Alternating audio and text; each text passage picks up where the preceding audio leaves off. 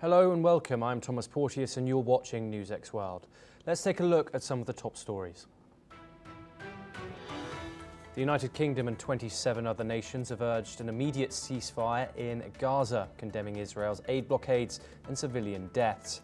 Israel responds and calls the statement disconnected from reality. Local health authorities report that at least 12 Palestinians were killed and dozens wounded by Israeli tank shells fired at tents housing displaced families in Gaza City. The strike occurred north of Shati refugee camp. Ukrainian President Zelensky says fresh peace talks with Russia will begin on Wednesday in Turkey, the first in nearly 2 months. The Kremlin says both sides still hold diametrically opposed positions. The death toll rises to 27 in the Bangladesh Air Force trainer crash, according to the Special Assistant to the Chief Advisor for Health. The plane slammed into a school and college in Dhaka, leaving dozens more injured and hospitalized with burns. Yemen's Houthi rebels said they fired a hypersonic ballistic missile at Israel's main airport on Tuesday, marking the second such attack in 24 hours. Israel's military confirmed it intercepted the missile aimed at Ben Gurion Airport. Ukraine will need at least $120 billion for defense spending in 2026. This comes from Defense Minister Denys Shmyhal, which she said on Tuesday. Kiev is negotiating with NATO and EU partners to secure $60 billion in military support to cover half of the required budget. The US Justice Department has released over 240,000 pages of documents on Martin Luther King Jr.'s assassination. The files include FBI records detailing surveillance and efforts to discredit the civil rights leader. Iran's Deputy Foreign Minister Kazem Garibabadi has said that reimposing international sanctions would further complicate the nuclear standoff. His warning comes ahead of Friday's talks with Britain, France and Germany in Istanbul. Now for our top story, we start in the Middle East, where French Foreign Minister Jean-Noel Barrot has called on Israel to allow foreign press access to Gaza as the humanitarian crisis deepens after 21 months of war. Speaking to France Inter, Barrot emphasized the importance of the media in documenting the situation, stating that it is vital for independent journalists to witness and report on the ground the conditions in Gaza. His comments follow warnings after reports came about of the dangers faced by Palestinian freelance journalists in the region. Barrot confirmed that France is working to evacuate some of those journalists and their families. Meanwhile, press groups and NGOs have echoed the call for unrestricted access to Gaza. Barrot reiterated France's stance on an immediate ceasefire as military operations intensify in Gaza. We're now joined by Ahmed Fatwa, who's a spokesperson for the Fatah movement. He's located in Ramallah. Thank you very much, Ahmed, for joining us on the programme. Ahmed, throughout this entire conflict, international press has not been allowed into the Gaza Strip. This, of course, raises many issues in regards to the statistics coming out of the region, as there's not a impartial way to check these figures that come out. Can you tell us the importance of letting international journalists, international bodies into the Gaza Strip, and the issues that it raises about the fact that Israel is not allowing these individuals in to see what's going on in this war zone? Well, Israel is not allowing international journalists to go to Gaza because they want to hide the war crimes. It's pretty obvious. There are journalists still working in Gaza, working for international agencies. They are Gazans, Palestinians from Gaza, are still reporting, and their reports are partial and evident, as well as there is many reports by the United Nations, the human rights organizations, and the Palestinian Ministry of Health, which has been proven to be very accurate in every war in the past decade. this ministry is not disconnected from the Palestinian government in the West Bank, because those who die from war need to be registered as deceased in order to get a certification of being deceased. So that is something that is official, not top level. So the numbers are pretty accurate. Actually, the numbers is much lower than expected, as you have here recently about the new researchers and scholars research in Harvard, and among of them is an Israeli Jewish guy who found out that there's at least 300,000 missing from Gaza. Okay. Others say 200,000. So the numbers are pretty little compared to reality that we will discover after the war. But Israel refused to allow international journalists to examine these reports, and also refused the international humanitarian agencies to come to Gaza, and refused the international aid. Israel is committing a crime after a crime in front of all Ahmed, eyes. I do apologise for cutting you off. I just need to, due to impartiality, I need to cite the reasons why Israel is not letting international journalists into Gaza. It cites there are security concerns in an active combat zone. The authorities argue that Gaza remains in an active theatre of war, and so letting international journalists would be too dangerous. It also cites operational control and the narrative management by restricting independent access. The Israeli government seeks to maintain operational security in the Gaza Strip. It also cites logistical and permit restrictions among judicial deference to military judgment. What are your thoughts on these reasons in which Israel does not let international journalists into the Gaza Strip, and why this war differs from other wars in regards to its press rules? Because this excuse is laughable, to be fair. They are not doing that because they feel that for the safety of the journalists, that is a ridiculous excuse. They want to hide their war crimes. It's pretty obvious. The journalists were in war. Journalists are specialized to cover up wars. They were in Iraq war. It was also devastating. They were in every war. So it's not about their safety. It's not about their security. It's not about Israel's security as well. It is only to hide their war crimes. But still, their war crimes are, lively streamed in every social media platform, and we could all see it. The international journalists have said that they want to go to Gaza and they would take care of their own safety. Still, Israel refused. But somehow they accept the pro-Israeli journalists to go to Gaza under their wing and to report the Israeli propaganda. Somehow that is acceptable. So we actually can see what is the game here, and the game is to hide any report from international journalists, and but yet many reports has been issued and has been revised, has been Ahmed, fact checked, and yes. So let's talk about the numbers now. Obviously, we've talked about with a press blockade, the fact that there's no way of getting in or out of Gaza for international bodies or organizations right now. The health numbers. Now, the Gaza Health Ministry currently cites that just yesterday, over 59,000 people have been killed in the Gaza Strip. Israel says that this isn't true, that Hamas inflates these numbers for their international, for Hamas's international media gain per se. Why are these statistics, these numbers coming out of the Gaza Strip, the ones? Why are these reliable? Are they reliable? They are very reliable. And as I said, in every past war, there were 5 wars in Gaza, and it appeared to everyone. And if we go back to the historical records, that every time the health ministry report about the death toll, it is very accurate. It's much more accurate, actually, than the Israeli report that want to hide their deaths.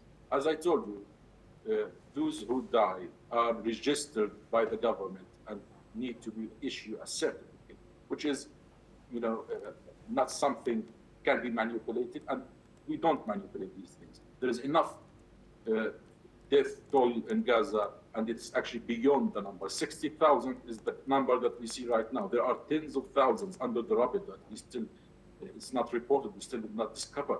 There are thousands of families whipped out from the civil record, where entire family dies, that nobody survived to come to the hospital and report of missing families. So those are numbers we are yet to discover. And I have to point out that this is not something new to Israel.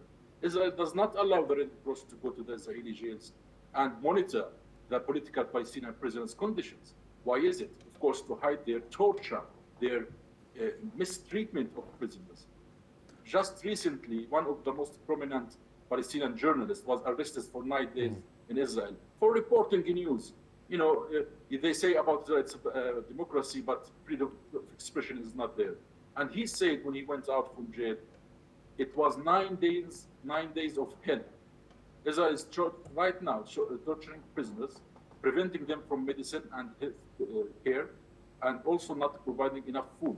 They receive one little meal a day, and many of them are suffering from chronic diseases that do not receive any treatment. So Israel refused the Red Cross to go there, refused the international journalists to go to Gaza. That indicates Israel is hiding something. Ahmed, I'm really sorry to interrupt you. We have run out of time, but thank you very, very much for joining us and for your insight.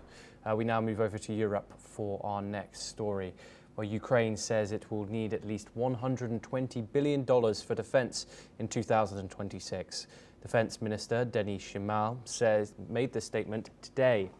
Kiev is seeking about half of that amount, around $60 billion, from NATO and EU partners. Negotiations for funding are now underway. Meanwhile, Russia has launched another wave of drone attacks on the Ukrainian city of Odessa, sparking fires and damaging buildings overnight. Explosions rang out, with drones flying straight towards the city. Windows shattered, cars burned, and an administrative building caught on fire. Authorities say civilian infrastructure was hit, but no deaths have so far been reported. Earlier warnings from the Air Force alerted the region as drones flew in from the Black Sea. The northeastern city of Sumy also faced an airstrike hours earlier, with 3 people being injured, including a child, as guided bombs hit residential areas. We're now joined by Peter Bourne, who's a foreign editor of the weekly Blitz.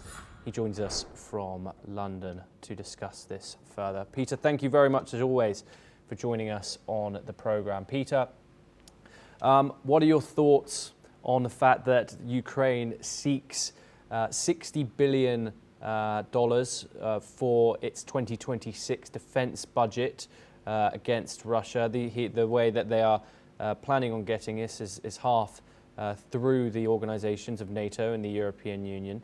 What do you think those bodies' stance are going to be on this if we do get to 2026 before a peace deal is reached?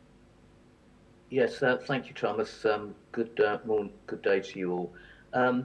This is quite remarkable. I was looking up the figures before I came onto your programme. The amount of money that Ukraine has received from its Western allies, the US and NATO countries, is absolutely staggering. The United States has already provided $195 billion worth in aid. Now, Trump supposedly has done a deal with Ukraine for access to the minerals within Ukraine once the war has ended. So that transactional deal may prove indeed beneficial, perhaps profitable for the Trump administration and the United States economy. But as far as the Europeans are concerned, it's a devastating amount of money that they have to provide. The UK is in dire financial straits. Only this morning, figures came out where the cost of borrowing has risen, but not only that, the amount of borrowing that the UK needed for the month of June alone was 20 billion sterling more than was thought before that happened. The UK has already provided, again, another 20 billion in aid to Ukraine. and it is going to be a huge financial strain on the UK economy and indeed on other NATO countries who are in similar financial constraints to provide this amount of aid to Ukraine to keep the war going. So clearly, it must be in everyone's interest from an economical point of view to bring this war to a close, because I cannot for the life of me see how the UK and its NATO partners can continue to fund this cost, especially when domestic financial pressures are so high. Yes, Peter Baum, thank you very, very much for your insight and those figures. We now move on to the world of health, where AstraZeneca has announced plans to invest a whopping $50 billion to expand its manufacturing and research capabilities in the United States by 2030. The company said the move is in response to President Donald Trump's tariff policy and aims to strengthen its pressure in the US, the world's largest pharmaceutical market.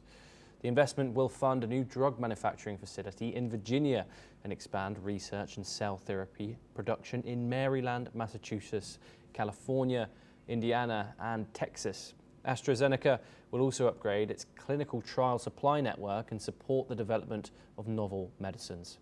The company said the expansion supports its goal of reaching $80 billion in annual revenue by 2030.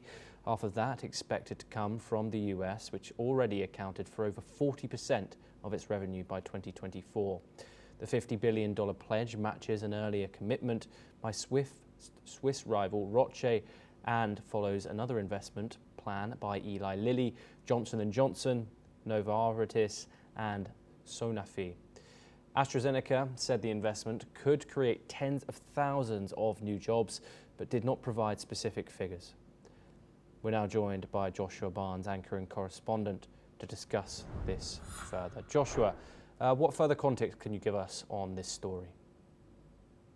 Absolutely, Thomas. This can be seen by the Trump administration as another win following a controversial tariff policy which has hit multiple sectors. But the drug sector is a key area that Trump was looking at. A lot of pharmaceuticals consumed within the US are imported.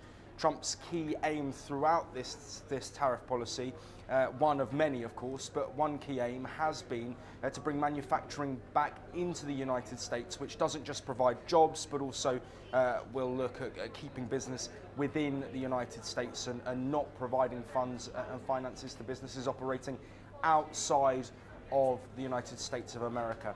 This investment is huge. AstraZeneca, an Anglo-Swedish company that currently have a setup in the United States, but this would mark a huge expansion, $50 billion, a huge amount of impetus of cash, but also looking towards a wider goal. For AstraZeneca, they're looking to increase profits to around $80 billion per year. This, for them, is a key potential move to do that. The US pharmaceutical market is the largest in the world. More drugs sold and purchased in that area of the world. So this is a key market for AstraZeneca, a key win for Donald Trump as well. You highlighted some of the other drug companies and pharmaceutical companies that have made a switch to looking at more investments in the United States. This was Trump's key goal, and he will see this as a win. The state governor as well of Virginia was at this announcement. It will be big for Virginia as well, potentially tens of thousands of jobs, more employment for people within America, and a win for Trump. Joshua Barnes, thank you very much for your insight. We now move over to the Indo-Pacific, where South Korea's finance minister and the country's top trade envoy will meet with their US counterparts in Washington on Friday for talks on tariff. Finance Minister Koo Yoon-chul said today. Koo told reporters that the country's foreign and industry ministers will also visit the United States for trade discussions as early as this week, following a meeting of economic ministers. Koo and Minister for Trade Yeo Han Koo are set to hold talks with US Treasury Secretary Scott Bessent and US Trade Representative Jameson Greer on Friday, following a request from US officials. Koo declined to comment on whether Seoul hopes to delay the August 1st deadline before Trump's reciprocal tariffs take effect. Trade Minister Yeo said he claims to centre the talks around forming a manufacturing partnership with the United States. President Trump has vowed to impose tariffs on several countries, including South Korea, to reduce what he described as unfair trade imbalances. We're now joined by Dr. Sanjay Kumar, who's a journalist for the Korea Herald. He joins us from the South Korean capital right now. Dr. Kumar, thank you very much for joining us. What leverage does South Korea have in these talks? And is there true hope that they can get that deal over the line before that August the 1st deadline? There is no particular leverage here from South Korean side. And they are going through a tough time because they have to negotiate with Trump's tariff. And Trump, who is not just seen as a president, but as a good businessman, a very smart businessman, we can say. So this is very well perceived in South Korea right now. And that is why South Korea's major goal is to achieve a non-zero-sum win-win agreement, which looks very difficult, as many experts are also pointing out here in South Korea that Nash equilibrium kind of strategy has to be achieved in order to have a win-win agreement. So achieving these things for South Korea is not looking easy right now. The government here was trying to have some kind of summit with Trump, but that is not looking to happen. And because of that, ministers, when we are saying minister, this means trade industry ministry, finance ministry, and foreign ministry of Korea are collaborating, and they are trying to set strategies in a unified manner. This is going to be a significant step for South Korean side, because President Lee can improve his image and step up some coordination in coming years with the US. So that is why it is going to be a milestone. But the challenges are like how to do this agreement. Yes, and Dr. Sanjay, South Korean exporters are worried about main exports like automotives and conductor tariffs. How will the government balance protecting these domestic industries while avoiding US retaliation? Auto and steel for South Korea seems very remarkable in this perspective. So South Korean government is trying to protect the interest of the companies as well as the national interest, because the steel and automobiles are going to impact on a very macro level, we could say. But on the other side, US government is trying to get more access and minimize the non-tariff barriers which is being applied on rice and beef. This is the version of the US government. So South Korea wants to somehow negotiate on these terms and ease these non-tariff barriers and come up with some kind of positive economic aspects for US. They are looking to go and start from this perspective, from this step. But we have to see a couple of days. Most likely on Friday, they are going to meet, and something concrete can be achieved. We can hope right now like this. Yes, Dr. Sanjay Kumar, thank you very much for joining us on the program. We now stay in the region where Taiwan's President Lai Ching-te has praised strong ties with the European Union during a meeting with visiting EU lawmakers. Speaking in Taipei, Lai said both Taiwan and the EU share the values of freedom and democracy, but they also face similar threats from external interference. He warned of attempts to undermine democratic elections and spread division through misinformation. The EU, while maintaining ties with China, continues to balance support for Taiwan. Meanwhile, Beijing is set to host a major EU summit this week, marking 50 years of diplomatic relations. Lai reaffirmed Taiwan's determination to defend democracy and deepen partnerships with Europe. We're now joined by Ross Feingold, who is a political analyst. He joins us from the Taiwanese capital. Ross, thank you very much for joining us. How would you analyse this relationship between Taipei and Brussels, especially going forward into this summit hosted by Beijing? There's obviously three players in this relationship, but how would you, how is the EU going to balance its interests here?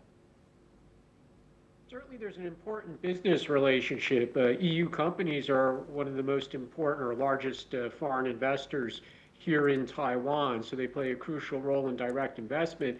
At the same time, European countries are increasingly welcome investment from Taiwan, most notably semiconductor giant TSMC is building a semiconductor fab in Germany along with several German partners, which is going to provide chips to the German auto industry. So there's a significant two-way trade and business investment relationship. Now, often in recent years, we also hear conversations and statements like the one today, where Taiwanese politicians, in this case the president, visiting European politicians, will talk about like-minded partners, democracies standing together, shared values, China threat, and things of that nature. But it doesn't change another significant fact, which you also pointed out, which is the European Commission still has to maintain relations with China, and that also includes ensuring access to the Chinese market for European companies. Some of those European companies consider China a crucial market, notably in the auto industry. So there's definitely a balancing act for European governments as well as for the European Union institutions when it comes to this trilateral relationship. Yes, indeed, Ross. But how do you assess the strategic significance of EU-Taiwanese values alignment in the context of Europe's larger China policy? Well, we have to really get to the point when it comes to that discussion. And ultimately, it's the security threat that Taiwan faces from China. Now, European politicians or statements from the European Union could talk all they want about democracy and like-minded partners, or call on China to reduce its threat towards Taiwan and call for peace here in the Taiwan Strait.